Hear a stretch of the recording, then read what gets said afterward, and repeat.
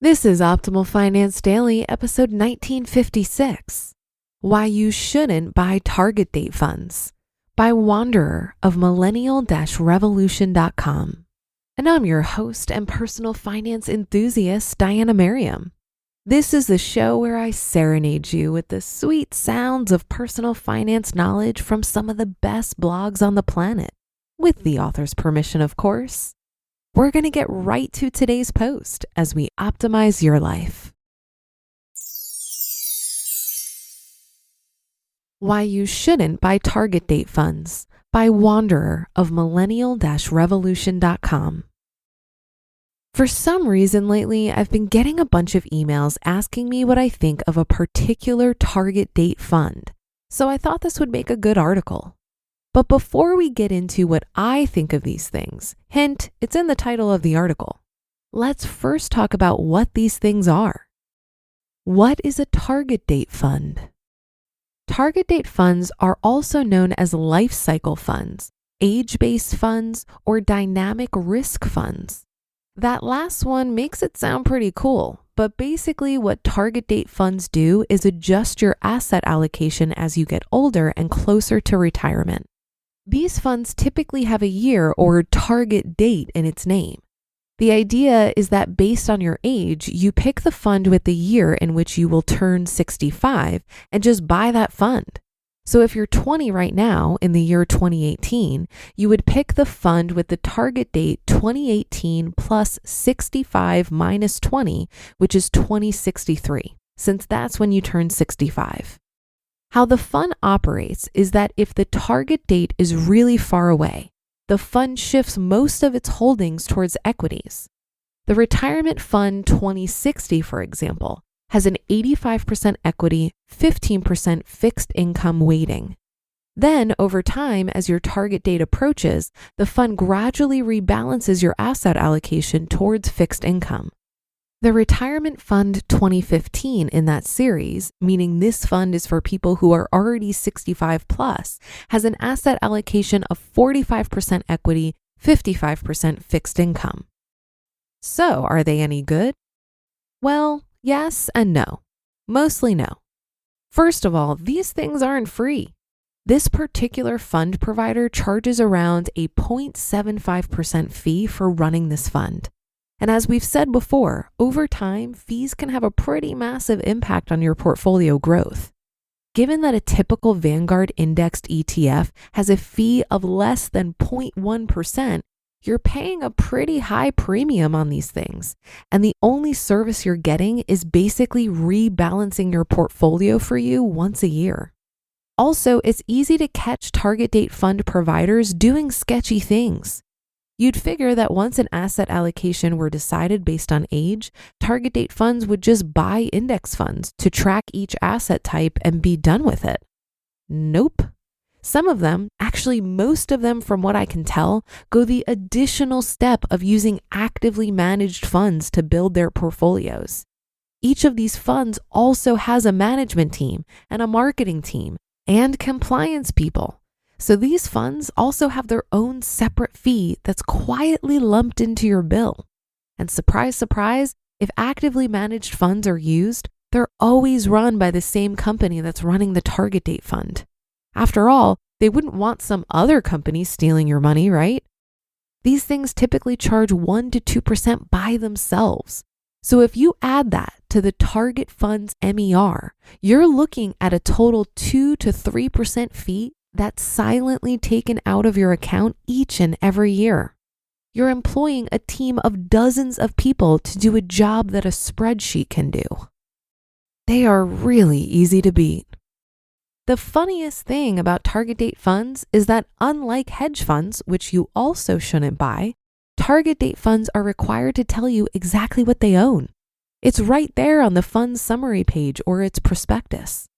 Here is the asset allocation for the Retirement 2060 fund.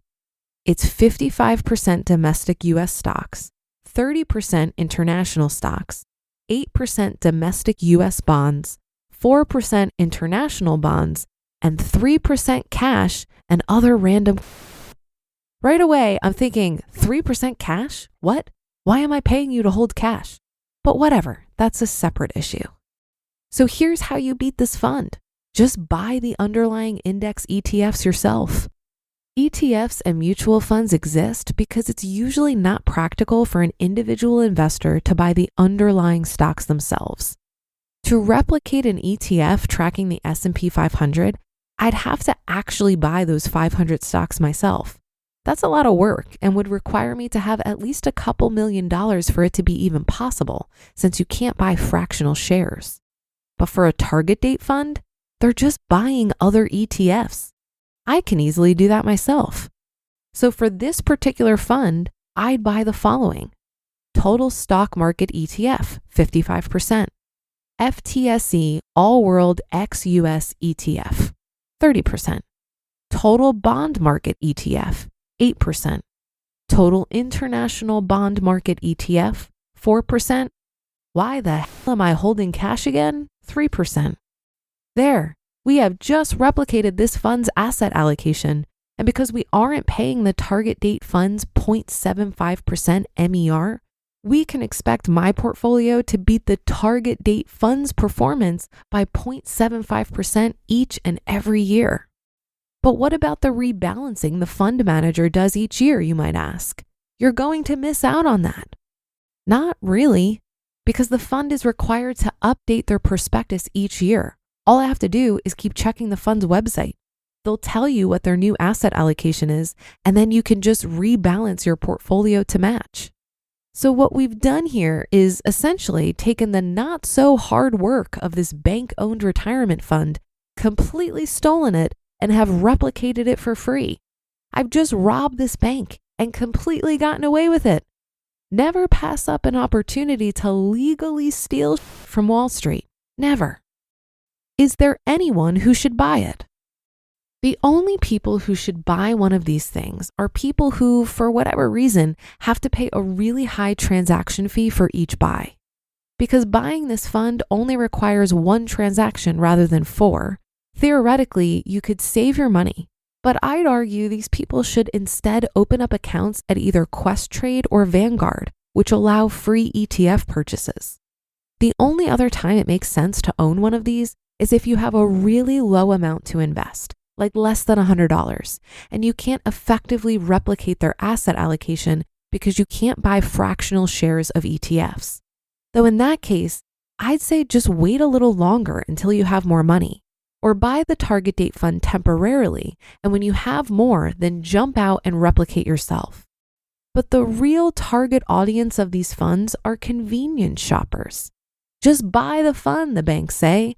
It's a one-stop solution for all your investment needs, and then you don't have to think about it anymore.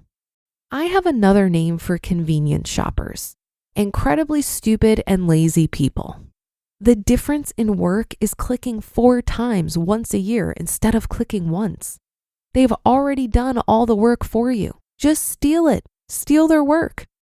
But I guess if you're too stupid and lazy and just want the banks to take your money, then I guess these things make sense for you.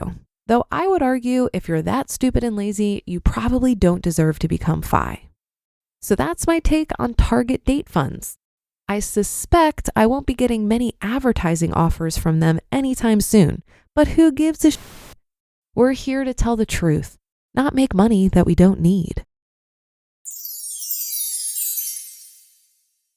You just listened to the post titled, "Why You Shouldn't Buy Target Date Funds" by Wanderer of millennial-revolution.com. Thank you to Ladder for sponsoring this episode. I've been traveling a bit recently, and every time I get on a plane, it's a little reminder of how fragile life is, especially after the past couple of years. On that note, it makes sense why people get life insurance, especially term coverage, which is surprisingly affordable. Why not pay a little each month to protect the ones you love? If you're asking yourself this question, choose Ladder. Ladder is 100% digital. No doctors, no needles, no paperwork. When you apply for $3 million in coverage or less, you just need a few minutes and a phone or laptop to apply. Ladder policies are issued by insurers with long proven histories of paying claims. They're rated A and A+ by AM Best.